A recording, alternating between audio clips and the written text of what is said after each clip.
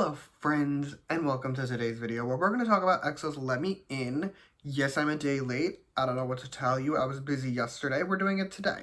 But first, I want to clear something up before I begin, okay? Which is how I use the term pre-release. Now, I posted a video about SHINee's pre-release like 4 days ago now, however long ago it was.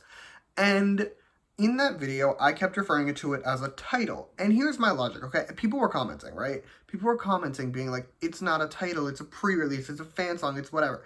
Here's the logic. If your pre-release can't stand on its own as a title, it's a bad pre-release. I feel like a pre-release is essentially its own single, which will then be added to an album later. Here's the thing, okay? Think about it like 21.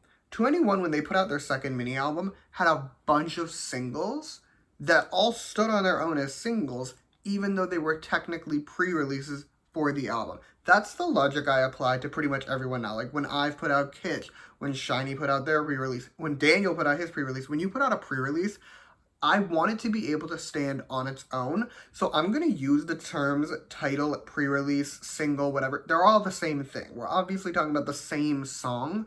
And that's my logic, and I'm not sorry, I'm gonna keep doing it. Anyway, let's go over how this is gonna work. This is like the 4th single song review I've done in a row at this point, so I'm assuming we figured out how it works, but for those who are new here, normally I would run through an album's track list, give you my thoughts on each song, and then give the album a score out of 10 at the end, but there is no album. This is just the song. So we just run through the song. I give you my thoughts on it, and then I give the song a score out of 10 at the end. It's basically the same thing. However, I do have some disclaimers before we continue. My first disclaimer is a little different, which is just, I've heard this song a couple times.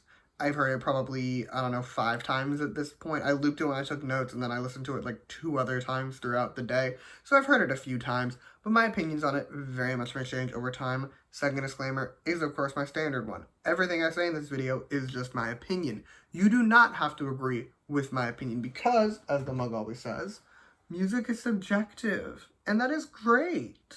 Okay, now that we have all of that out of the way, let's get into it. Let Me In, right? The song. It's good, but it's complicated. Like, it's a ballad. EXO ballads do go hard. This is no exception. However, it doesn't really work as a title. Like, I dragged Take Two for being Bangtan's first comeback in years and being mid, and the same applies here. This song, it's not title material, and for their first comeback in like 2 years at this point, it's just a little disappointing. But let's actually talk about the song now.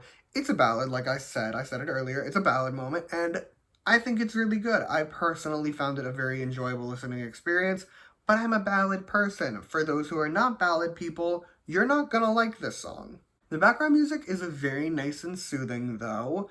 It doesn't do a ton, if we're being honest, but what it does do, it does extremely well. Like, if you ask me, this background music's a little bit excellent. As for the verses, the first one isn't all that long. It's actually pretty short, but I thought it was a solid verse. The second one, though, is the rap verse.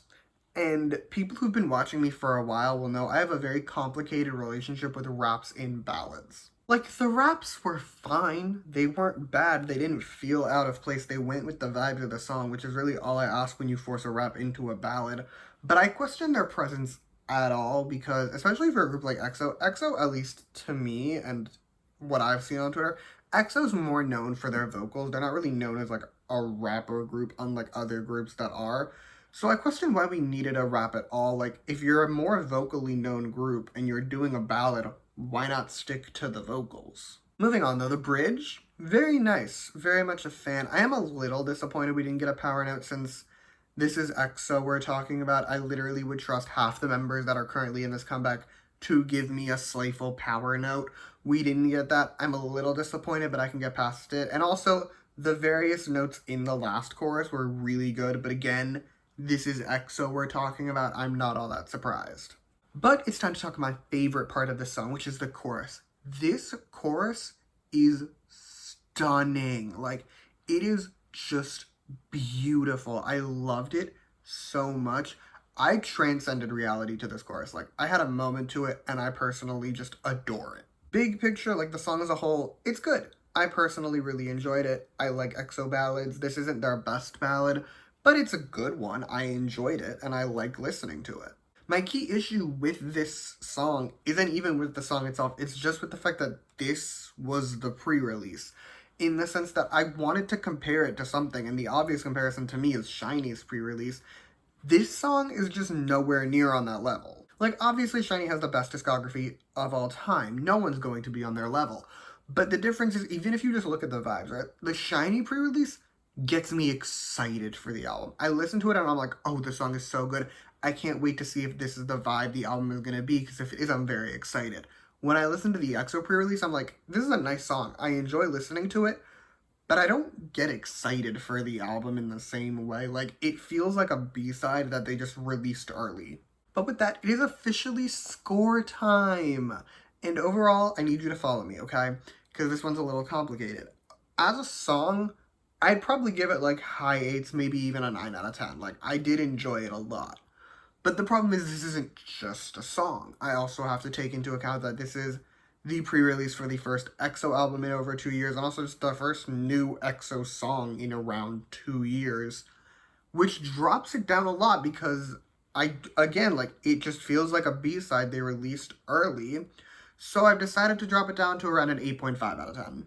And yeah, that's all I have for you today. Thank you so much for watching. Feel free to comment your thoughts on the song down below.